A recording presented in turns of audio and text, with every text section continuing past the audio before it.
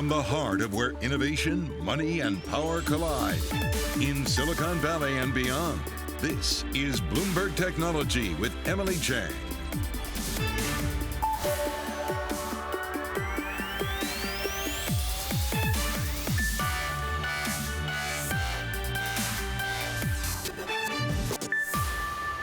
I'm Emily Chang in San Francisco, and this is Bloomberg Technology. Coming up in the next hour, Twitter makes a bet on Bitcoin. The social network will now allow users to send and receive tips with the cryptocurrency to help tweeters make money and give digital assets a boost. We'll talk about CEO Jack Dorsey's big move.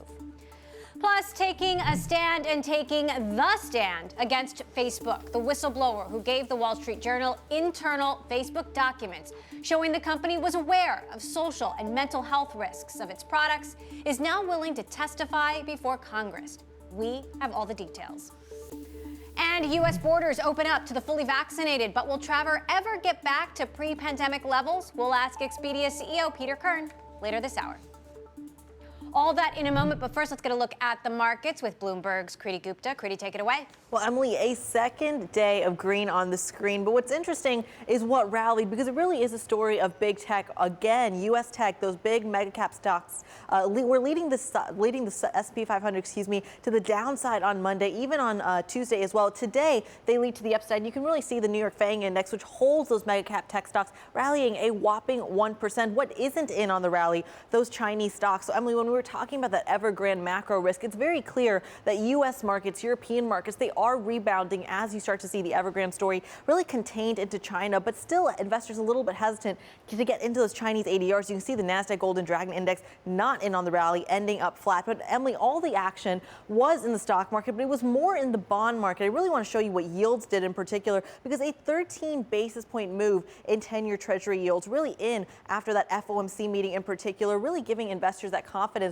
that what the Fed says that they're going to do by essentially tapering by November, well, that's what's going to happen. You can start to really see that show up in real yields in particular, really spiking up here. And this is the metric that a lot of people who invest in technology stocks are really looking for. It has a lot to do with that correlation that we saw back in February, that yields kind of spook tech investors. But today, yields up and tech up together. I really want to bring the conversation to those social media stocks, though, because when we think big tech, we think Facebook, we think Twitter, and ordinarily some of that kind of business revenue exposure, that recovery trade, would show up in social media stocks. But Emily, take a look at this. You're kind of seeing in the last 2 months a little bit of a divergence. So if there's a place to watch in technology, Emily, social media stocks, that's where all the action is going to be.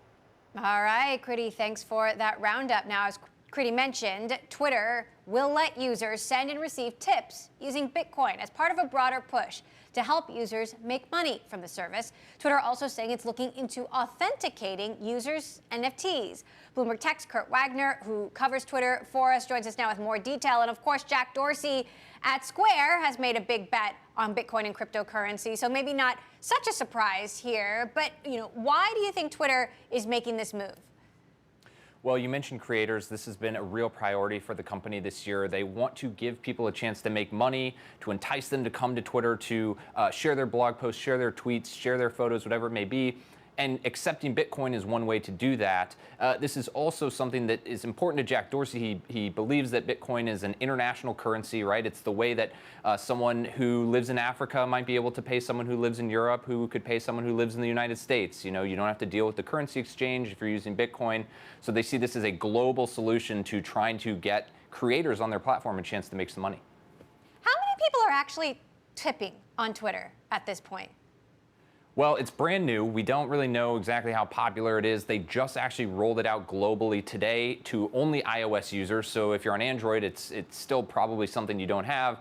It's probably a small percentage, right? And the tips that people do get are probably pretty small. But this is the kind of thing that you see other platforms that are important with creators have. So I think this is kind of a feature that's kind of par for the course. If you want to be a place where creators go, they have to have a chance to make money, and this is one of those ways. And then talk to us about what Twitter is doing with NFTs and how that really makes sense in the overall product strategy. Well, what they want to do is they want to help people authenticate their NFTs. So right now, people are already kind of sharing on their profile, hey, these are the NFTs I own, but there's no way for Twitter necessarily to verify that ownership. And so what they want to do is they just want to make it a place where people can come and reliably share the things that they bought. I think this is big because it just plays into this broader blockchain phenomenon. It plays into the technology. It's something Jack Dorsey, again, is super passionate about. He believes in decentralization and blockchain. And so offering some type of NFT product, I think, really fits into that. Now, this is the kind of the bare minimum, right? Authenticating that someone actually owns something is one thing, but you could imagine moving forward that it might be the kind of place where maybe someone could even buy or sell NFTs. They're not doing that just yet, but you could see that that's where they might be headed. All right, Kurt Wagner, thanks so much for giving us that extra detail there. Of course, now, as we just discussed, Twitter's push into crypto powered by Strike. This is a payment app built on the Bitcoin Lightning Network. Strike CEO Jack Waller's with us now to talk more about this partnership. So, Jack, how much new business do you think this will actually bring to Bitcoin and to Strike itself? Simple answer to that question is a lot. But I think the integration for the Bitcoin and Lightning monetary network has far more reaching implications than just for Twitter, just for Strike as independent businesses. You're talking about a monetary network that spans the entire globe and can achieve instant, nearly free global cash finality. And comparing that with a widely distributed internet company like Twitter, I mean, this is a huge, huge deal, and we're going to see a knock-on effect. This Twitter will not be the last. This is the beginning of a broader trend of companies using the world's first global monetary network to interact with their users in a monetary fashion. All right, well, we'll certainly have to see how popular tipping on Twitter becomes, and then tipping on Twitter with Bitcoin. Obviously, this is a big partnership for you. You say more deals are coming with other players. How do you continue to win those deals and outcompete these other third-party providers who want a piece of this? You know, Emily, you're going to call me crazy. It comes easy. Why does it come easy? It's because the Bitcoin network is an open monetary network. There are people building on the Bitcoin network all around the world, MIT professors, companies in San Francisco, companies in China. The Bitcoin network gets better day in, day out, whether I work on it or not. You cannot say the same about the PayPal network. You cannot say the same about the Visa network. Those are closed, legacy, outdated financial systems. The Bitcoin network is open, similar to the internet, in the same way that Google is a better company for every new website that comes on.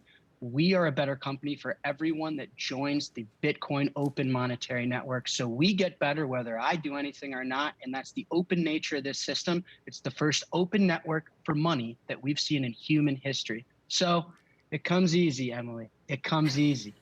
All right, if it's coming so easy, tell us how much volume is being done in the Strike app itself.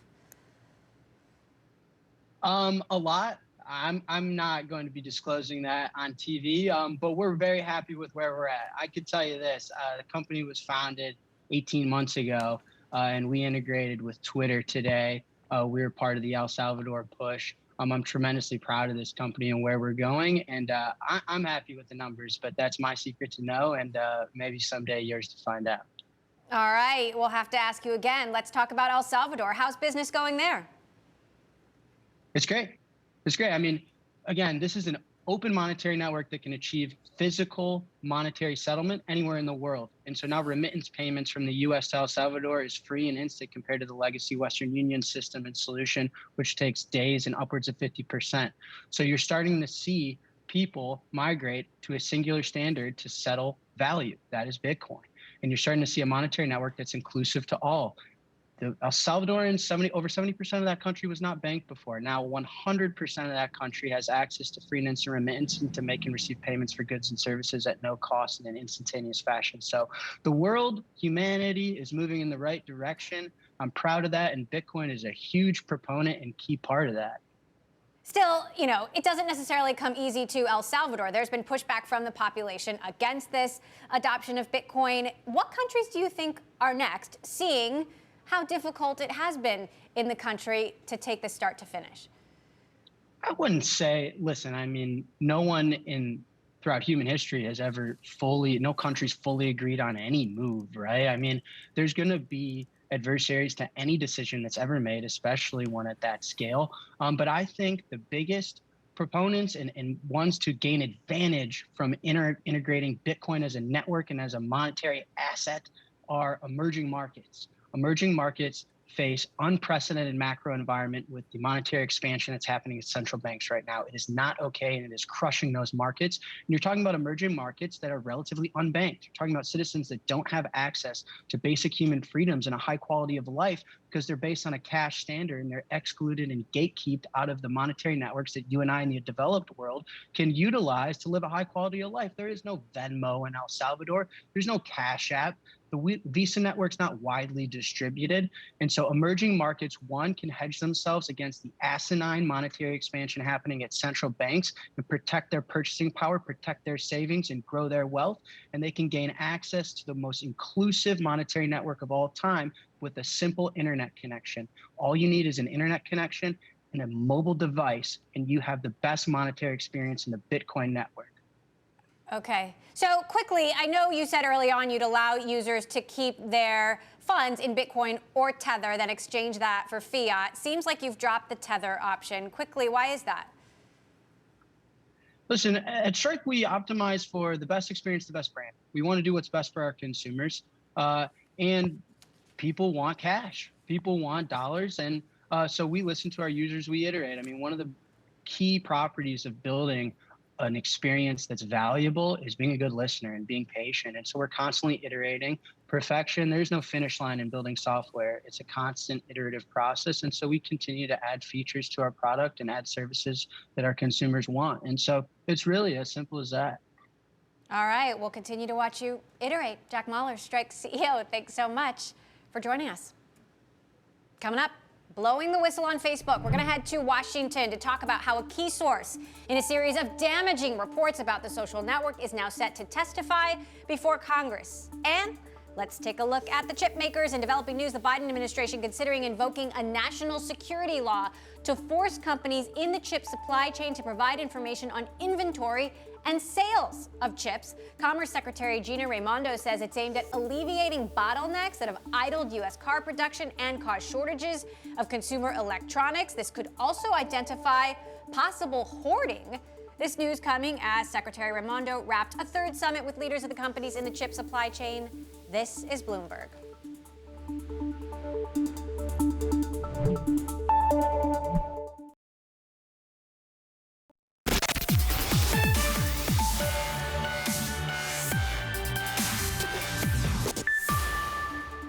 Things could get a lot more complicated for Facebook. The whistleblower who leaked internal documents to the Wall Street Journal showing the company knew about the mental health risks from its platforms is now prepared to testify before Congress. Bloomberg's Naomi Nix joins us now for more details. Naomi, what more could this whistleblower reveal?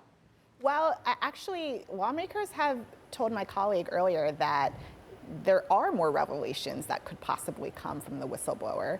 And a lot of has already happened. So the Wall Street Journal did this big series based on those documents and other sort of internal sources that essentially made the claim that Facebook knows a lot more about the ills of its services and hasn't always acted in a way that to address some of those issues. So one of them, as you mentioned before, is the effect Instagram has on the mental health of young kids. Nearly a third of teen girls say that Instagram makes them feel worse about their bodies.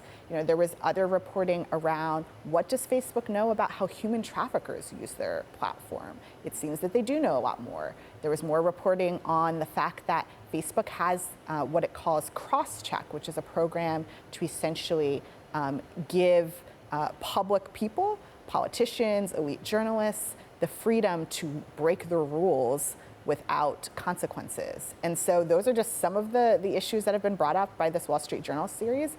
And it looks like there could be even more revelations to come.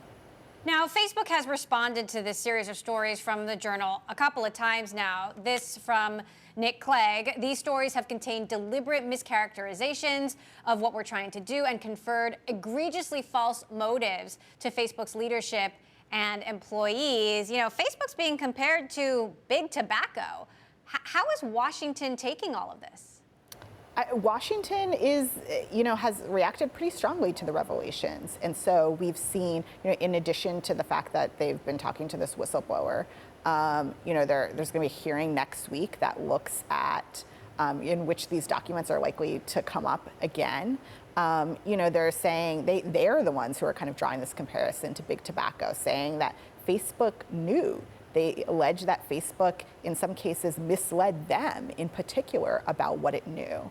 And, they have vowed to respond in some sort of way and bring Facebook to account. All right, Bloomberg's Naomi Nix will continue to follow the continued fallout from that investigation. Thank you so much, Naomi. Coming up, the million-dollar question: what will the future of travel look like in a post-pandemic world? We're going to pose that to Expedia CEO Peter KERN next, as travel restrictions start to ease in some parts of the world. This is Bloomberg.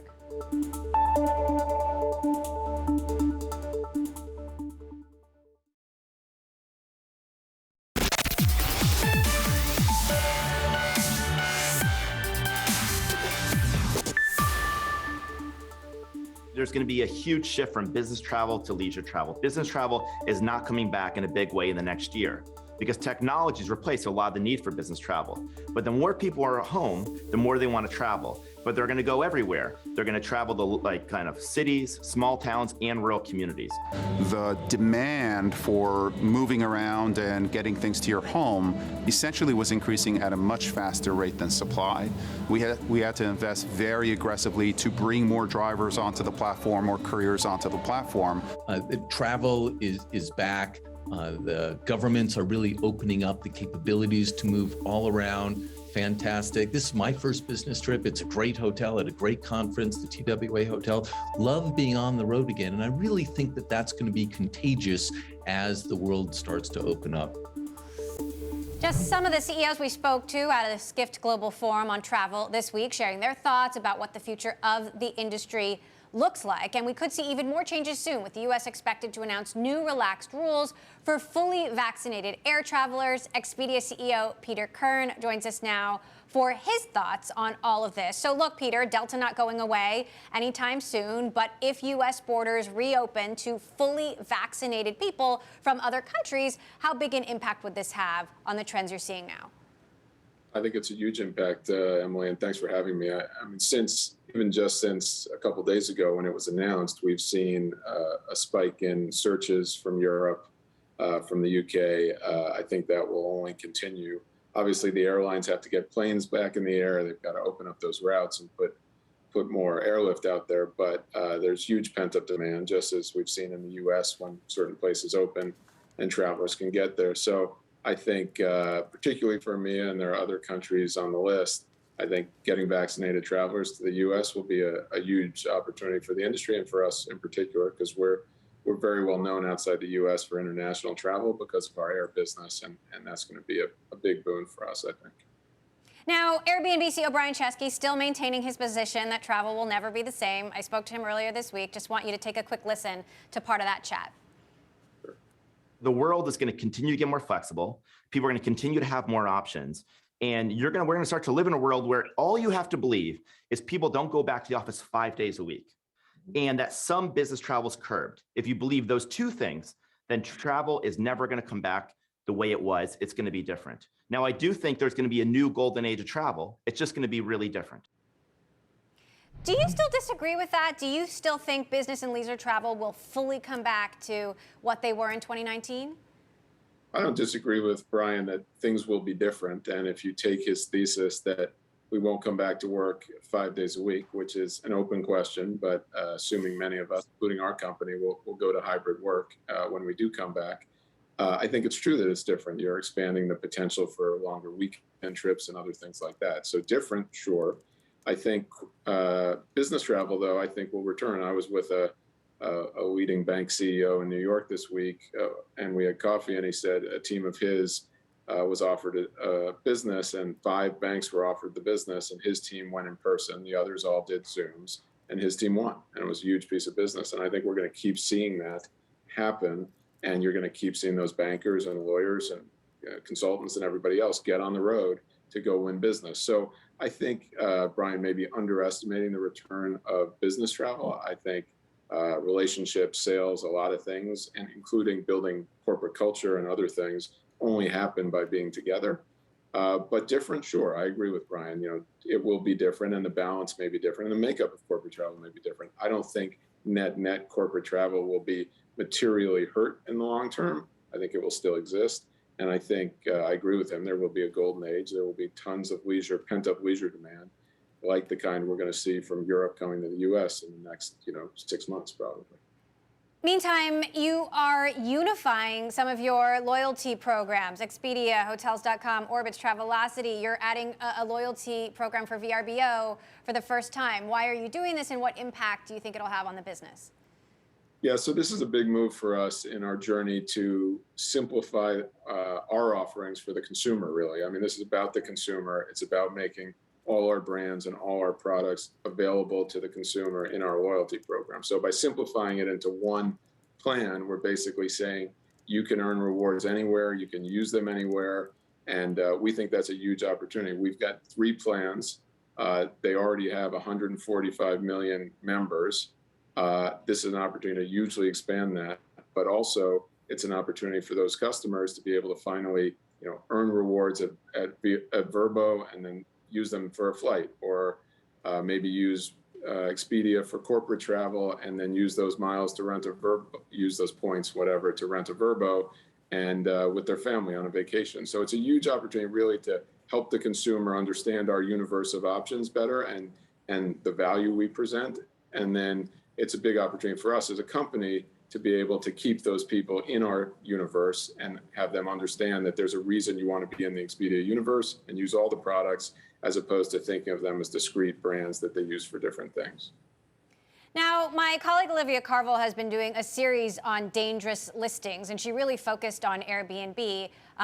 Brian said in that same interview that he would be willing to share information about dangerous listings that might get pulled off the platform because of an issue that happened there with the host or someone else, and share that with Expedia. Would Expedia be willing to do the same and share information like that with Airbnb? Yeah, absolutely. Our customer safety is the #1 priority for us. So certainly we don't want to put any consumer in a bad position, an unsafe position. And anything we can do within the law, we're happy to do to help, rid the market of bad actors. All right, Peter KERN, CEO of Expedia. Always great to have you here, Peter. Thank you so much for stopping by. Thanks, Emily. Good to see you. Take care. Good to see you too. Okay, coming up, he co-founded Ethereum, and he's the creator of blockchain and cryptocurrency, Polkadot. After the break, I will talk about all things crypto and the future for Web 3.0 with Gavin Wood. This is Bloomberg.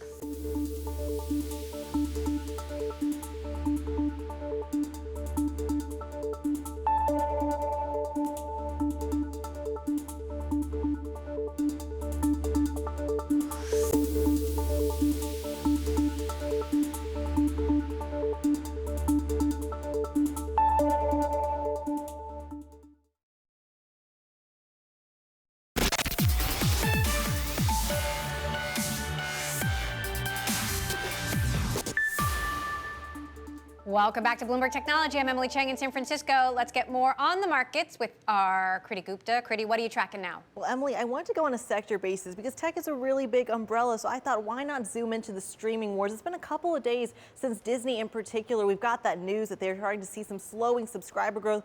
So what are its competitors doing? Let's take a look here. Roku, Netflix, Comcast, all higher on the year. What's missing? Disney, of course. This is not great news for those who are watching or investing in Disney as that kind of recovery trade and tech trade, really the best of both worlds. Interesting to see it lag here. What isn't lagging, though, is some names over in the food delivery business. If we flip up the boards, I want to show you what DoorDash is doing because it's a completely different story when you go to this other piece of tech. Take a look at this. DoorDash really just thriving on a one-year basis. And of course, today in particular, we got news that now they're leading the fundraising round for FLINK, a German food delivery and online grocery business valued at $2.1 billion. So Emily, it's not just DoorDash doing well here in the States and around the world. Now they're actively investing in other people with a similar business model. Emily, I want to end with cryptocurrencies because we can't talk about a tech market check without talking about crypto. And today, I told you at the beginning of the show, stocks rallied, bonds sold off. You really saw yields higher. Crypto was in on that trade. So as a risk sentiment indicator,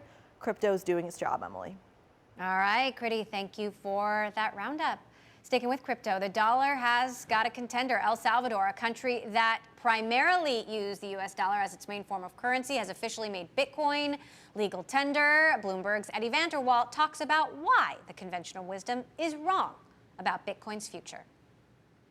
There's a place where Bitcoin really is taking on the dollar.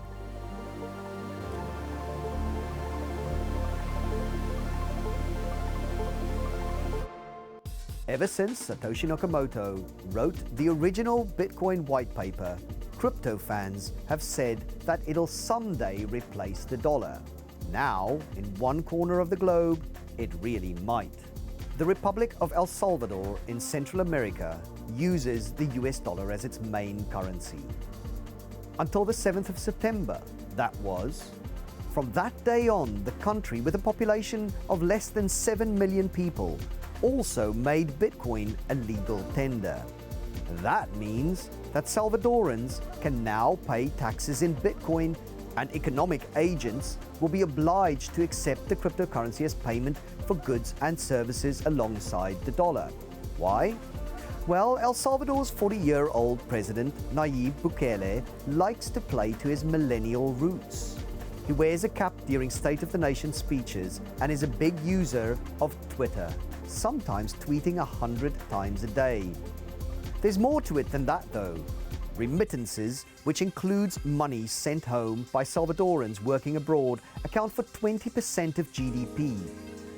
Bukele says that a large chunk of this gets lost in transfer fees, which Bitcoin can help to reduce. So, how did it go? Not great, really. Twitter users initially reported being able to buy breakfast at McDonald's using Bitcoin. But later in the day, the cryptocurrency plunged 17% after the government disconnected its Bitcoin wallet before reconnecting. And what did the president do in that time? Well, he bought the dip and tweeted about it, snapping up another 150 coins worth $26 million. So in all, this is a tiny test case for Bitcoin. And yes, it had teething problems, but it's also proof that Bitcoin can and is used as a real-world currency. And with that, crypto fans have pulled off their biggest coup yet in a tiny Central American country. I'm Eddie Vanderwalt. This is Decrypted. For more content like this, follow us on your favorite platforms. And staying with crypto, he helped develop the Ethereum network and has dubbed the new age of the internet Web 3.0. He's also the founder of the decentralized blockchain network and cryptocurrency Polkadot. I want to bring in now Gavin Wood. Gavin, great to have you with us. So Vitalik Buterin, who was on the show a few weeks ago, came up with the idea for Ethereum. You came up with the technical specs to back it up. Now you're working on Polkadot, which, as I understand it, is supposed to bring blockchains together. What is the potential of this? Well, that's part why we actually started making Polkadot. Curiosity, and it's the same reason that we set down the path of Ethereum back 8 years ago. It's always difficult to predict the real potential of technology until you build it and try it out. But what we're sure of is that Polkadot provides a fundamentally different possibility for the use of blockchains. So how much traction is Polkadot getting with users, with developers, and who do you consider the main competition?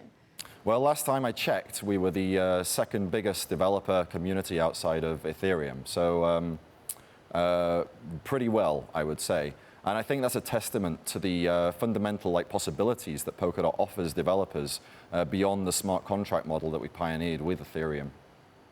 Is it a race to outcompete Ethereum? And if so, who's winning?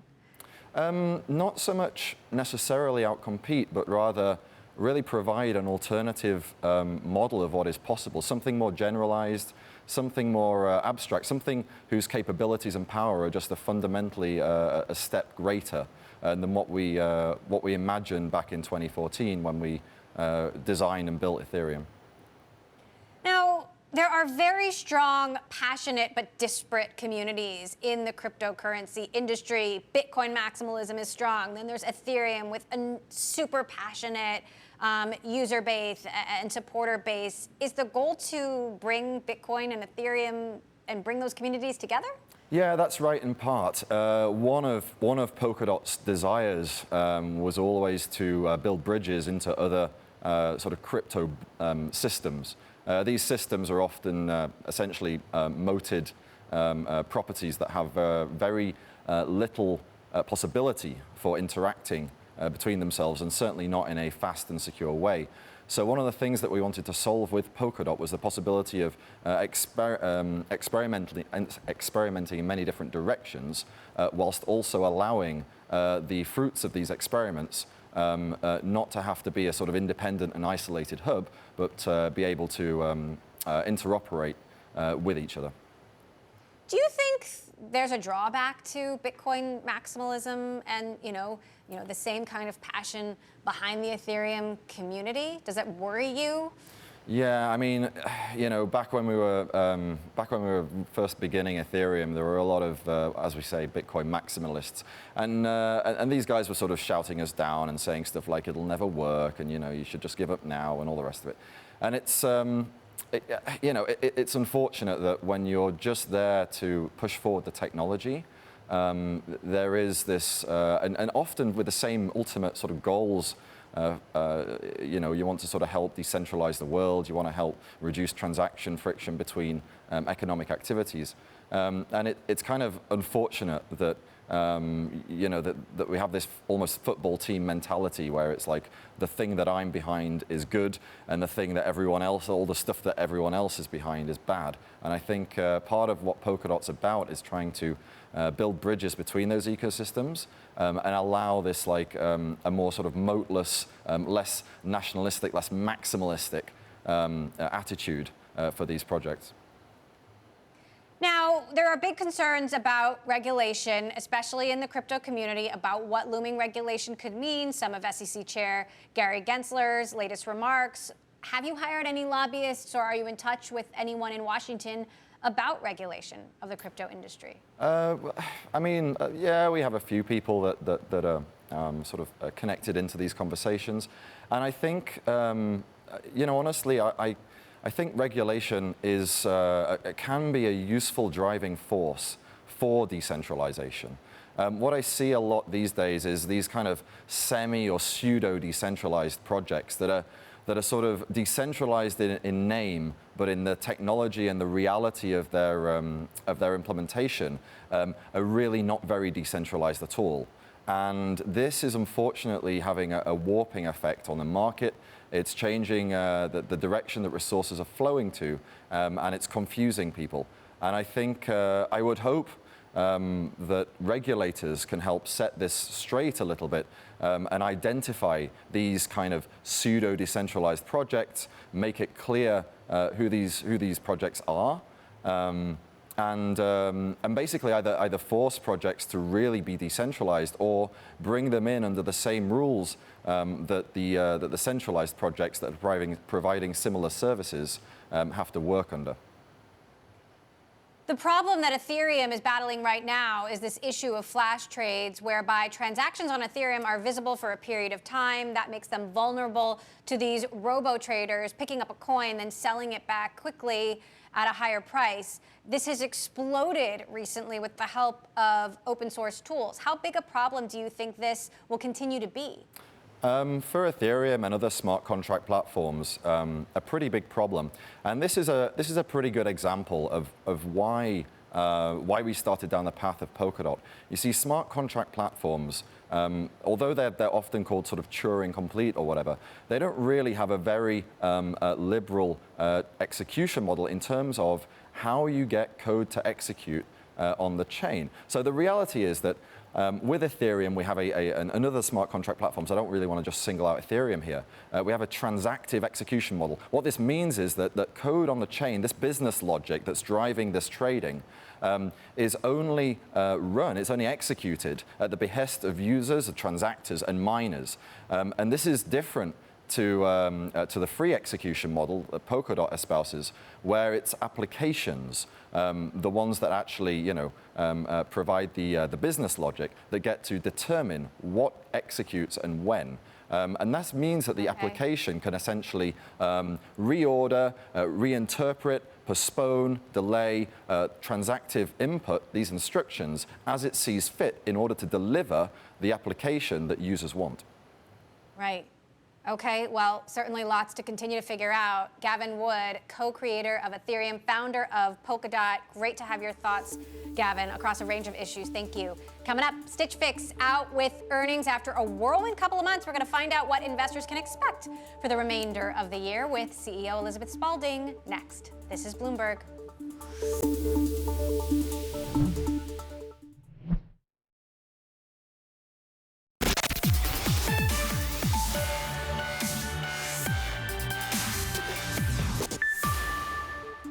Apple may need to rethink its iPhone design if the EU gets its way. The European Commission has drafted new rules that could pave the way for a single type of charging port to be used for all smartphones and tablets. It would also be used for cameras, some headphones, portable speakers, and handheld video consoles. The aim of the EU's plan to cut waste and simplify life for consumers. Apple is opposed to a standard connector, saying it risks hurting innovation. And personalizing your shopping. Stitch Fix, the company known for on-demand styling services and a more curated online shopping experience, reported earnings earlier this week, jumping on a better-than-feared quarter. According to Morgan Stanley, shares have fallen almost 30% this year after surging 129% last year as the company benefited from the pandemic-induced online shopping surge. Joining me now for more on the numbers and the outlook, Stitch Fix CEO Elizabeth Spaulding. Elizabeth, great to have you back with us. So talk to us about the big trends you saw as we continue to struggle through a pandemic. Companies are postponing the return to the office again and again. How has that played out for Stitch Fix? Great to be here, Emily. Thanks for the question. It's been a wild ride, but, we feel so pleased with the end of our fiscal year. Our Q4 results were 29% year on year, and we've just seen this continued migration to the personalized shopping platform that is Stitch Fix. We added close to 300,000 net new clients in the back half of the year. And really, to me, what this year has characterized is our progress on innovation and this change in consumer shopping behavior as consumers have really flocked online. Our category has gone from 25 to 40% online. And one of the key stats from our quarter that we shared was the growth in our revenue per active client crossing the $500 mark for the first time. And part of why we think that is for the investments that we've made in innovation. We've innovated our core Fix offering, rolling out Fix Preview to all of our clients, where they can preview 10 items, give input before their Fix ships. Three-quarters of our clients are opting into that. And then, of course, we've expanded into our new personalized shopping offering that we have now branded Freestyle. Both of those things contributed to a great quarter. And most excitingly, Freestyle is now open to new customers. And this really marks a new chapter for Stitch Fix. We are becoming the destination for personalized shopping and styling, and we're incredibly excited about the year to come. Right. So, obviously Freestyle is a big new opportunity for you, but shares are still down significantly from the start of the year. What's the message to investors? Yeah, I think we are playing the long game here, and we are dramatically expanding our addressable market with the opening up of Freestyle. What this represents is your own personalized store. We know that 3/4 of consumers struggle with and complain about traditional e-commerce, and rightfully so. Most retailers are essentially putting their full product catalog online, and all the work is on the onus of the consumer to try to find the 1% of things that actually matter to them. We're flipping that whole paradigm on its head. This is your own personalized store. And what's so exciting about that is it opens up our entire addressable market. You, Emily, can see just the things that matter to you. And we've seen growth in categories in Freestyle well beyond what we saw in Fixes. There's $90 billion of TAM in categories that we know we're underpenetrated on with Fixes, that personalized shopping and Freestyle dramatically opens up for us. Meantime, Stitch Fix faced some criticism a few weeks ago. You tightened up some of the working rules, the hours for stylists. That led to hundreds of stylists, as I understand it, quitting. You are relying more on AI to make styling recommendations, in addition to your human stylists. But how have you addressed this problem, and what is the message to the stylists who continue to work for you? Styling has always been part of the DNA and heritage of Stitch Fix. We are using a combination of styling, creative human judgment, together with the power of data science to scale our experience. And that combination has created just the powerful dynamic where we send you things that you never would have chosen for yourself with the power of that data recommendation in our stylist. As we evolve our experience, we did make some adjustments in sort of the flexibility, the way our stylists work in service of a great customer experience, making sure we have the right inventory at the right time, that we're having stylists working when we can match supply and demand. And we knew that some of those changes wouldn't work for everybody. We were prepared that some folks would opt out.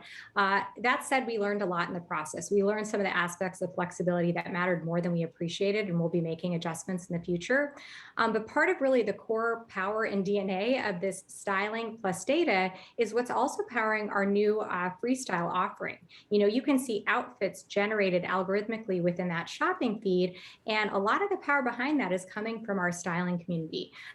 They are helping us curate and QA great outfits. 10% of those outfits are actually coming from our styling community. The rest are being powered by how they're helping train our machine learning models. And you can imagine in the future, more of those styling services and interacting with stylists being a key part of our freestyle shopping experience. And so stylists are absolutely part of our future, and we continue to see growth in that as well. All right. Elizabeth Spaulding, Stitch Fix CEO, thanks for explaining that, and appreciate you taking the time to join us. All right, coming up, from the internet to the supermarket freezer section, we're going to find out how Barstool Sports is muscling in on the food industry. That's next. This is Bloomberg.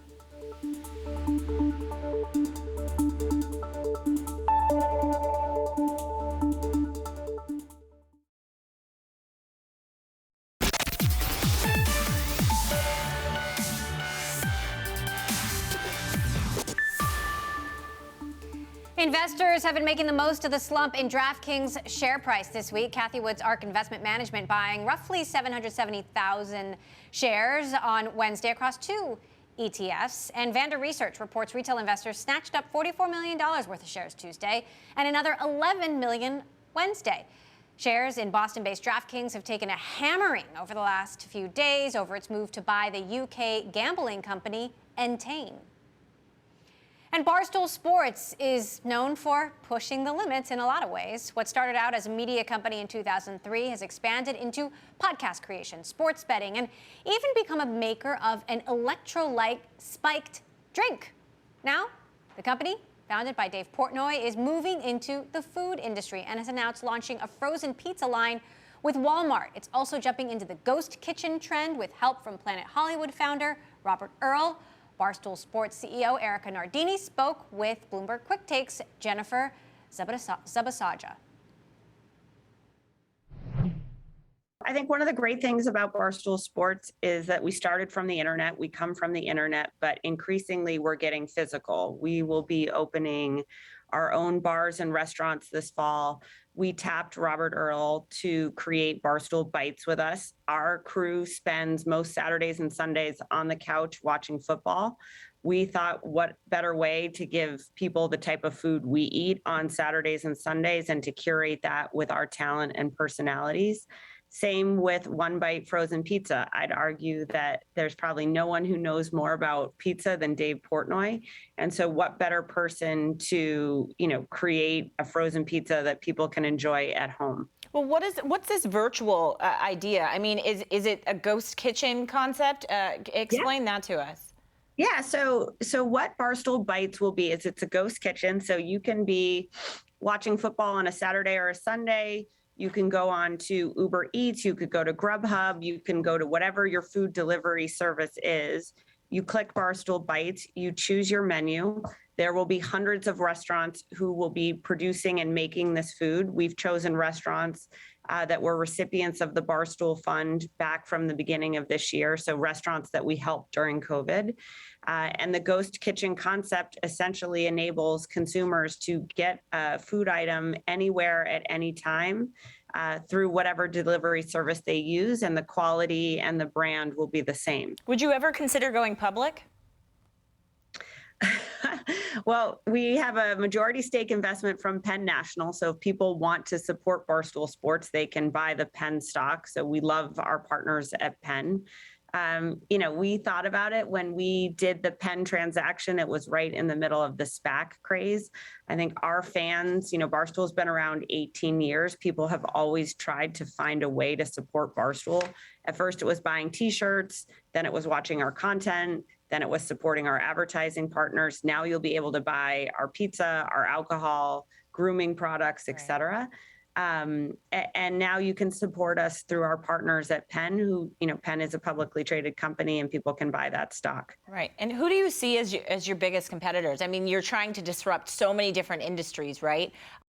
It's hard to create one competitive set for us. We compete with NBC, we compete with CBS, we compete with ESPN, we compete with Bleacher Report, we compete with MGM, we compete with DraftKings. So honestly, we look at everyone as a competitor.